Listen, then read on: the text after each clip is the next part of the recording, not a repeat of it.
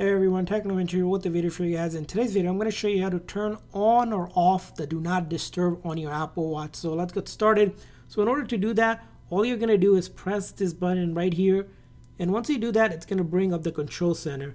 And then if you scroll down a little bit further, you're going to see basically this moon icon, which if you tap on it, it's going to give you the option to select Do Not Disturb. So if you tap on it, and then you can set it for on for 1 hour or until this evening. So I'm just going to click on. And once you see that highlighted and we tap away from it, we will see it's on Do Not Disturb, and this icon right here indicates it.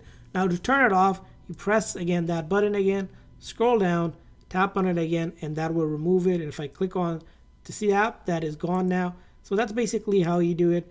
Again, just bring that control center up and then click on that moon icon, Do Not Disturb on, and it will turn it on. That's how you turn on and off the Do Not Disturb on your Apple Watch. I hope this video was helpful. If so, please consider the like and subscribe button for more tips and tricks for your Apple Watch. I'll see you guys next time.